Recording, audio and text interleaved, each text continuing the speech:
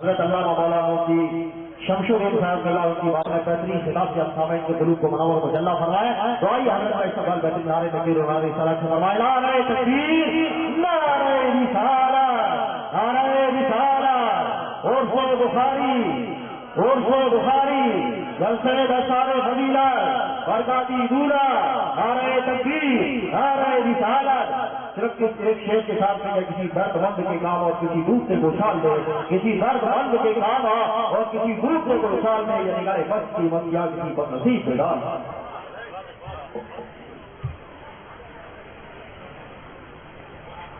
السلام علیکم ورحمۃ اللہ وبرکاتہ.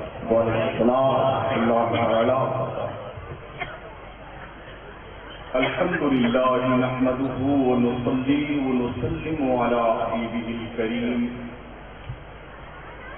اما بعد فاعوذ باللہ من الشیطان الرجیم. بسم اللہ الرحمن الرحیم.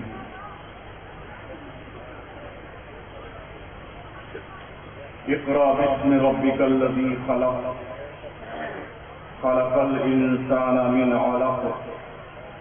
اقرأ وربك الأكرم الذي علم بالقلم، علم الإنسان ما لم يعلم. صدق الله العظيم وبلغنا رسوله النبي الأمين الكريم، ونحن على ذلك لمن الشاهدين والشاكرين، والحمد لله رب العالمين.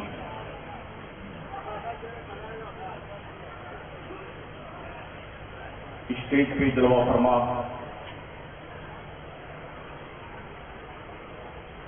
ہماری جماعت کے مایناز علماء ذوی الاحترام، سادات کرام، ائمہ مساجد، طالبان علوم نبویہ، بالخصوص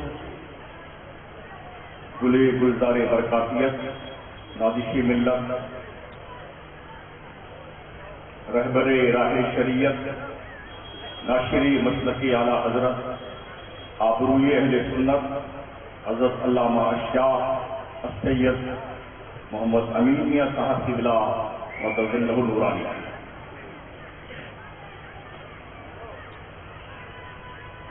بہت دیر سے آپ سبھی حضرات یہاں پہ جلوہ فرما ہیں، اور ہماری جماعت کے مؤثر علماء ذوی الاحترام سے، ان کی پاکیزہ خیالات سے اپنے دلوں کی دنیا کو آباد کرتے رہیں. تھوڑی دیر کے لیے میں بھی حاضر آیا ہوں. کوشش کروں گا انشاءاللہ تعالیٰ کچھ معلومات جو بزرگوں کے فیض و کرم سے مجھے میسر آئی ہیں وہ آپ تک پہنچاؤں. دوشی پڑھنے اللہم صلی علی سیدنا محمد وعلی آلہ وصحبہ وبارک وسلم. صلاۃ و سلام علیہ سیدی یا رسول اللہ علیہ وسلم. مجھے بڑی خوشی بھی ہے اور حیرت بھی ہے کہ حضور امین ملت، جن کی تاریخ کے لیے لوگوں کو مہینوں نہیں سالوں انتظار کرنا پڑتا ہے، حضور کی طریقت حضرت علامہ شاہ السید نور اللہ صاحب قبلہ بخاری جیلانی مدد اللہ نورانی نے کون سا طریقہ اپنایا ہے کہ حضور ہر سال تشریف لاتے یہاں پر کرم فرمائے. دلوں کی دنیا جب دلوں کی دنیا سے ملاقات کرتی ہے اور دونوں دل ایک جیسے ہوتے ہیں تو حالات کچھ ایسے ہی ہوتے ہیں. سارے آقا علیہ السلام کی پیارا دیوانوں،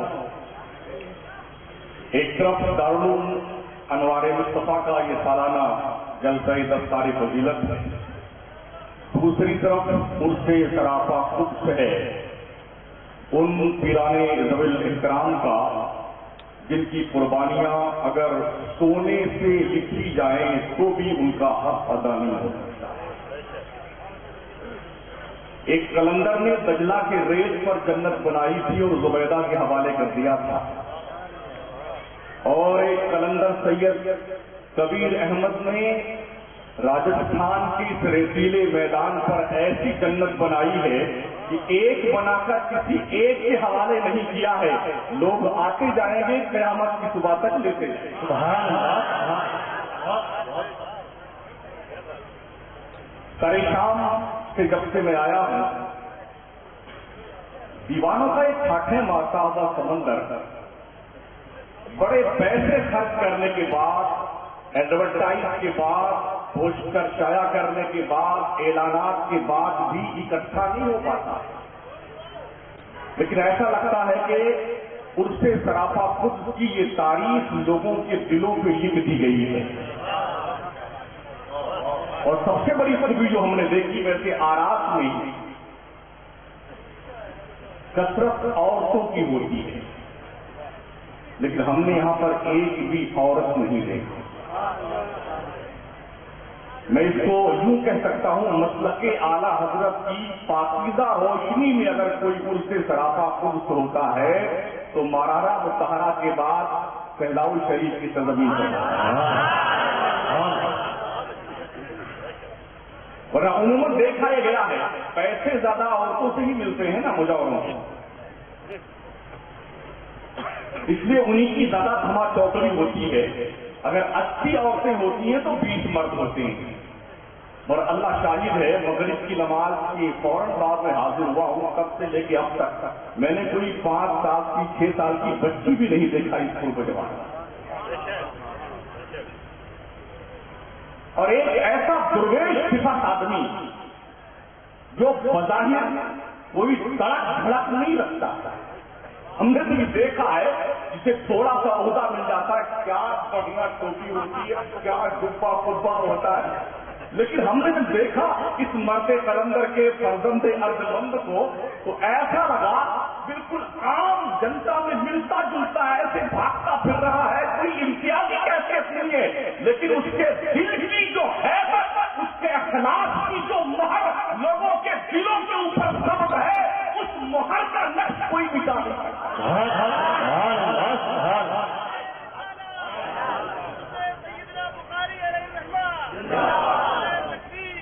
پہلے تو صرف خانقاہیں ہی درسگاہیں ہوتی تھی نا، درسگاہیں اب الگ ہو گئی ہیں، ورنہ پہلے خانقاہ ہی درسگاہ ہوتی، دل وہیں صاف کیے جاتے تھے. آج جسم صاف کیا جاتا ہے، دل کم صاف ہوتا ہے. بزرگوں نے دل صاف کیے تھے تو دل تو صاف کیے تھے انہوں نے برسوں پہلے، مگر اب تک ان کے محبت کی شمع عاشقان مصطفیٰ کے سینوں میں روشن و منور. اس آیت کریمہ کی روشنی میں سلام علیکم بما صبرتم فنعم عقبی الدار، اللہ کے بندوں نے صبر کیا تو اللہ نے بڑا اچھا گھر انہیں عطا فرمایا. آج سے 7 سال پہلے جب میرا گزر اس طرف سے رمضان فقیر کے آستانے پہ خطاب کے لیے ہوا تھا تو میں نے یہاں کی مسجد بھی دیکھی تھی جہاں پر ریت سے سجدہ ہوتا تھا. میں نے یہاں کی درگاہ بھی دیکھی تھی جہاں بیٹھنے کا ڈھنگ سے انتظام نہ تھا. آج رب نے ایسا کوہ ہمالا، یوں کہنا چاہیے ایک ایسا تاج محل بنایا اس کو محبت کا کہ سر اٹھا کر دیکھیے تو کچھ چراہا نے سما رکھتی ٹوپیاں زبی بوجھ دکھائی پڑی. کیا رب نے سلا دیا ہے مرد قلندر؟ صبر کرنے کی ضرورت ہے، سلا تو اللہ دیتا ہے. صبر کرنے کی ضرورت ہے، انعام اللہ دیتا ہے. لیکن ہم اپنی جلد باز واقع لیے ہیں نا، ادھر دیتے ہیں ادھر لینے کے لیے کوشش کر فوراً مل جانا چاہیے، فوراً کرنٹ ملنا چاہیے. ہمیں تھوڑی تاخیر سے جو نعمت ملتی ہے وہ بڑی قدر کے لائق ہوتی ہے اور دیر پا ہوا کرتی ہے، دلوں کی دنیا میں وہ ہلچل پیدا کرتی ہے. تو اس علاقے میں جو صرف ریت کا علاقہ ہے، جہاں پر سبزہ نہیں اگتا، جہاں پانی میسر نہیں آتا، میں غسل کرنے کے لیے حمام میں گیا، بہت باریک پانی کی بوندیں گر رہی تھی، بڑی مشکل سے غسل کیا گیا، کافی دیر تک بیٹھے بیٹھے پھر بالٹی بھر پائی. ایسے ماحول میں آپ اندازہ کر سکتے ہیں کہ یہ کوہ ہمالا جو اسلام کا قائم کیا گیا ہے، یہ شاندار عمارت حضور رحمت دو عالم صلی اللہ تعالی علیہ وسلم کے دین کی ترویج و اشاعت کے لیے جو افراد تیار کیے جا رہے ہیں، انشاءاللہ اب وہ صرف دور نہیں ہوگا جب اس مرد کلندر کے بنائی ہوئی جنت میں رہنے والے ولدان و غلمان کی وہ خوبیاں جب نکل کے سامنے آئیں گی تو دنیا کے ان ظالموں کی آنکھیں چکا چوڑ ہو جائیں گی، تو سنیوں کے ایمان میں ڈاکہ ڈالنے کی ناپاک سازشیں اور کوششیں کرتی ہیں۔ صرف ایک ادارہ نہیں، ہم سے ایک مقصد نہیں چلتا ہے یارو۔ دارالعلوم انوار مصطفیٰ کے علاوہ 80 مدرسے چلاتے ہیں حضرت علامہ پیر سید نور اللہ صاحب بتا رہے ہیں۔ معمولی کام نہیں، یاد رکھیں اپنا گھر بنانا بڑا آسان کام ہے، یوں بھی کہہ سکتے کہ بھیک مانگنا بھی بہت آسان کام ہے، مدرسہ چلانا بڑا مشکل ہے۔ اس لیے کہ آدمی اپنی آن بان شان کے لیے تو لاکھوں کروڑوں خرچ کر لیتا ہے، جب دین کے نام پہ دینے کی باری آتی ہے تو چہرہ کملا سا جاتا ہے۔ ابھی ہمارے شہر مکرانہ میں شادیوں کا ایک جو ہے موسم کل نکلا ہے، تو ٹینٹ کوئی لگاتا ہے 8 لاکھ کا، کوئی 12 لاکھ کا، کوئی 15 لاکھ کا 8 گھنٹے کے لیے۔ جس 15 لاکھ میں کم سے کم 35 سے 40 غریب بچیوں کی شادیاں کی جا سکتی ہیں، لیکن قوم کے طریقے اور لٹیرے اور حقیقت اپنی دنیا کے معمولی شہرت حاصل کرنے کے لیے اتنے سارے روپے 8 گھنٹے پر صرف ٹینٹ میں خرچ کر دیتے ہیں۔ زیادہ سے زیادہ دنیا یہ کہے گی بڑا اچھا شاندار ٹینٹ لگایا ہے، ارے کیا بڑھیا تھا، کیا خوبصورت تھا، اتنے کہے گی نا، اس کے علاوہ حاصل ہونے والا نہیں۔ لیکن اگر یہی پیسے تعمیر ملت سے خرچ کیے جائیں، دین مصطفیٰ کے فروغ اور استحکام کے لیے خرچ کیے جائیں، تو میں سمجھتا ہوں یہ وہ کام ہوگا جس کا کوئی جواب دنیا میں نہیں۔